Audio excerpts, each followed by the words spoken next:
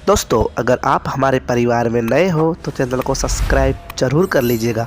Bell icon जरूर दबा देना अगली कहानी के लिए। राजू अपने घर पर बैठा हुआ था।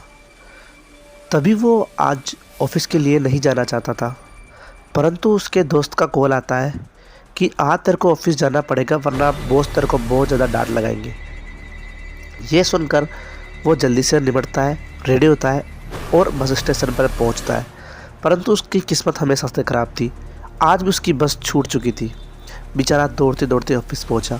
लेट हो गया था, तो जैसे वो ऑफिस के अंदर पहुंचा, वहाँ के चपड़ासी ने, वॉचमैन ने कहा कि तुमको बॉस ने ऑफिस रूम में बुलाया है। तो राजू बिना कहे ऑफिस रूम के अंदर चला गया। फिर बॉस उससे बोलते हैं, राजू, तुमको 3 महीने हो गए, एक भी सेल्स नहीं हुई तुमसे। अगर इस महीने कुछ भी सेल नहीं हुई ना, तो तुम घर पे ही रहना, तुम्हारी यहाँ पर कोई ज़रूरत नहीं है।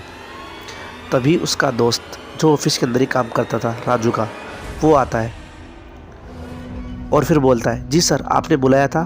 तो राजू के बॉस बोलते हैं, हाँ हाँ बेटा, मैंने बुलाया था। और उसको, राजू का जो दोस्त था, मतलब ऑफिस का दूसरा आदमी, उसका नाम था करण। तो बॉस करण को एक लिफाफा देते हैं और बोलते हैं, लो बेटा। तो फिर करण बोलता है, सर इसके अंदर क्या है? तो फिर करण खोल के देखता है, तो उसके अंदर प्रमोशन लेटर होता है और उसमें लिखा होता है, तुमने इतनी सारी सेल्स की। तो फिर वो बहुत ज़्यादा खुश होकर सर को थैंक यू बोलकर करण चला जाता है। अब करण वही है। अब राजू बेचारा बहुत सीधा है। राजू ने जो सेल की थी वो करण को दे दिया करता था, और करण इतना चंट था कि वो उस सेल को खुद की डायरी में लिखकर सर को दे दिया करता था। बेचारा राजू बहुत पूरा फंस चुका था। अब वो ऑफिस के जैसे ही बाहर गया राजू अपने केबिन के अंदर, तो वो देखता है, मतलब उसकी राजू की क्रश होती है एक, जिसका नाम यामिनिका था। तो यामिनिका को देखता है वो कि वो करण से बातें कर रही है, और करण उसे बोलता है, मेरे को फिर से प्रमोशन लेटर मिल गया। तो यामिनिका बोलती है, ओहो, तुमको प्रमोशन लेटर? अरे करण सर, आप भी बहुत टैलेंटेड हो। तो फिर वो करण बोलता है, यामिनिका, अगर तुम आज फ्री हो तो हम कहीं कॉफ़ी पर चल सकते हैं? तो फिर यामिनिका बोलती है, जी सर, ये तो मेरा सौभाग्य है कि मैं आपके साथ कॉफ़ी पर जाऊं।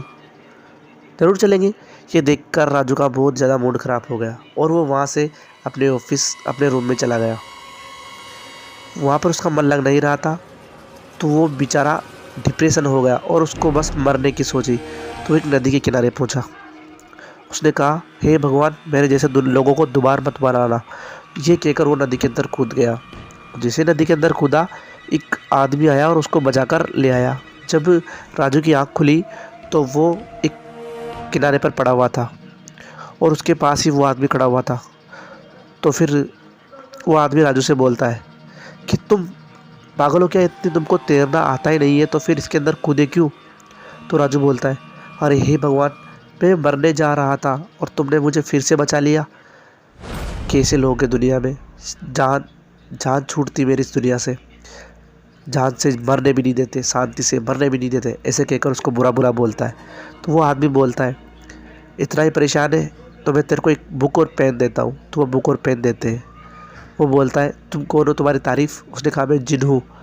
पर वो जिन ऐसे वैसे कपड़ों में नहीं था, वो बहुत ही अच्छे कपड़ों में, कोई जैसे किसी जगह का बॉस हो ऐसा लग रहा था। तो फिर राजू बोलता है, ऐसा कोई जिन कभी होता ही नहीं है। उसके बाद वो बोलता है, होता है, तुम अपना काम करो। तो फिर राजू बोलता है, इस बुक से क्या होगा? फिर वो आदमी बोलता है कि तुम इसमें जो भी लिखोगे वो तुम्हारे हाथ में आ जाएगा।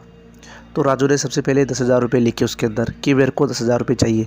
जैसे राजू ने लिखे तो राजू के हाथ में 10,000 रुपये आ गए।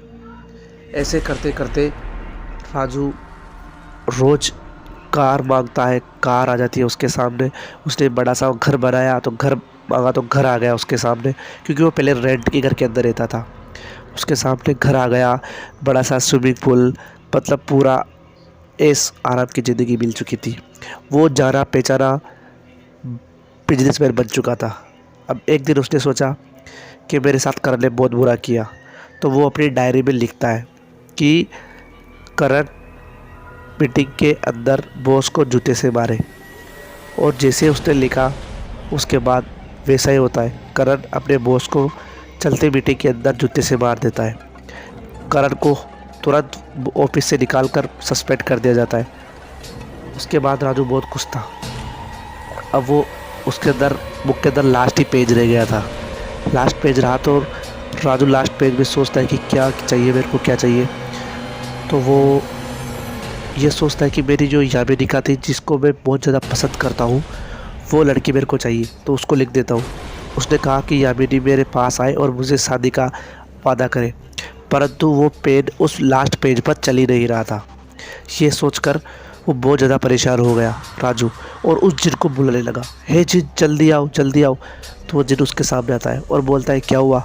तो फिर वो बोलता है कि ये तुम्हारी पेंसिल काम ही नहीं कर रही। तो फिर वो जिन बोलता है, अरे मैं तुमको एक बात बताना भूल ही गया कि ये लास्ट पेज तुम्हारी इच्छा नहीं, मेरी इच्छा पूरी करेगा।